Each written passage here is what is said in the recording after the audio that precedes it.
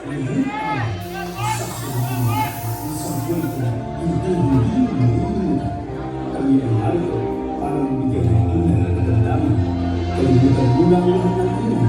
Ito ang inay. Inay, dalhin at umiwa.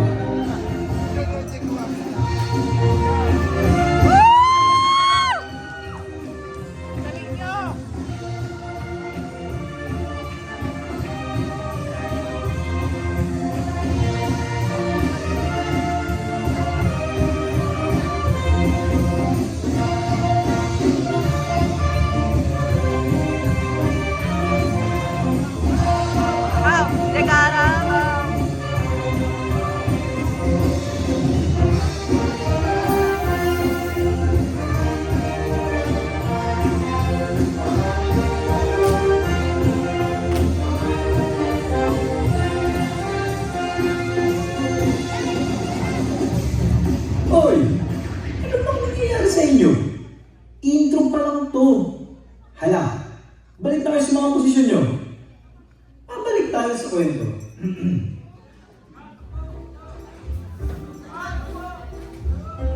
Sa Purok kay Babawan, katabi ni Purok kay Liman, may tatlong tayong magkakaibigan, sina James, Pat, at Adrian. Galing silang simpang gabi at naglalakad-lakad upang humanap ng lugar na matatanggayan. Mapapatigil sila sa isang coffee shop. Sa coffee shop, may sinabi ba akong pwede na kayong umupo? Ayan, pwede na kayong umupo. Ilalabas nila ang mga inanda nilang regalo. Iangat nila ang mga ito. Ibababa, ipapasa sa isa't isa. Magja-jumping jack ng 5 at iikot ng 3 beses. Bubuksan na nila ang kanilang mga regalo. Sa loob ay makikita ang mga lumang kakapitan na magpapaalala sa kanila sa kanilang nakaraan.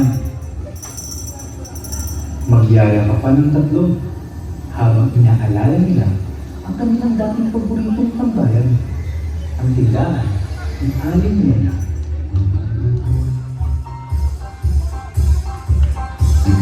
Isang araw, pumunta ako sa tindahan ni Aling Nena para bumili ng sopa, burger, shampoo, toothpaste, toothbrush, noodles, yun lang. Akala ko ang nakita, isang lalaki na patuto sa bintana.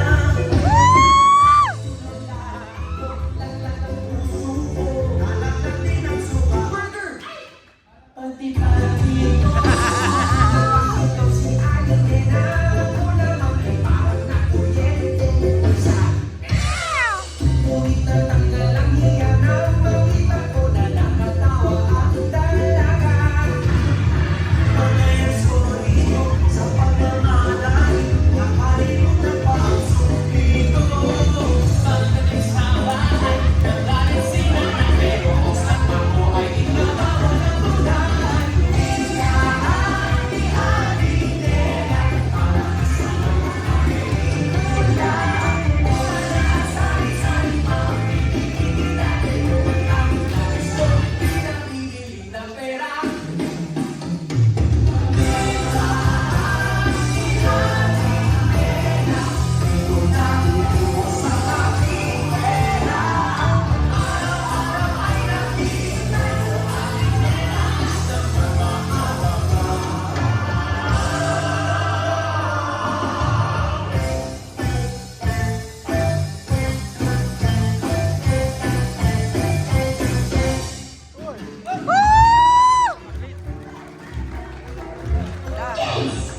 Umuwi ka ng bata ka. Ano sakit na? Dali-daling tumakbo pa uwi si James kasama ang kanyang mga kaibigan upang manood ng mga paborito nilang palabas. Love Sita, Okay Ka Lang, 1998. And I'm so stupid to make the biggest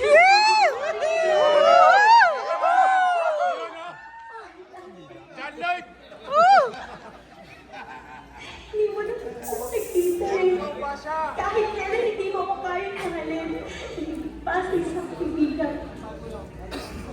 Joy. Joy.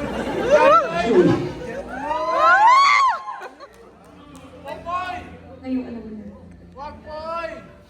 I think you can get out of my life.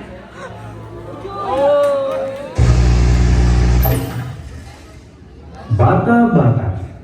Paano ko ginawa? 1998. Alam mo bang paglalok ka sa sugal, hanggang paglaki mo, malululok ka na dyan! Hanggang magkaasawa ka na, magkaanak ka na! Makakawala ang buhay mo! Malululok ang buhay mo! Ikaw din naman ang ginagawa mo ang gusto mo! Eh, ba't kami hindi pwede? Wala akong ginagawa masama! Ang kanya ko wala! Pero meron ako!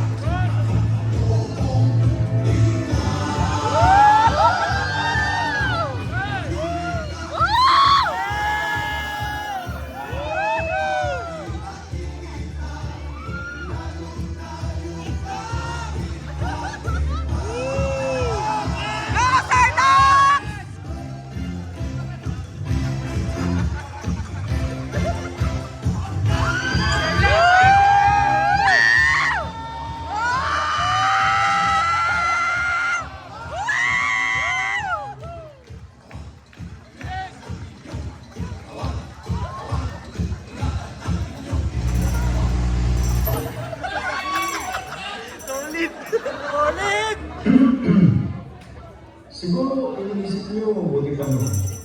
Simple lang ang buhay. Walang mga teknolohiya. Pero makakayanan pa rin natin mag-isa. Kahit sa mga simpleng pamamaraan. Mga utoy, parati natin sinasabi na para kayo lang. Sana may pagkakataong maulit ang mga alaala. Ang mga bagay na yun, ang mga kanta, ang saya, ang tropa, hindi lang sila nasa nakaraan. Nandito pa rin sila. Ang pinakamagandang bahagi ng nakaraan ay hindi lumawala. Nabubuhay sila sa mga pinagsasalong alaala at kasalukuyang pagkakaibigan sapagkat ako ang nakasaksi sa inyong lahat. O, halika na natin. Halika magsaya.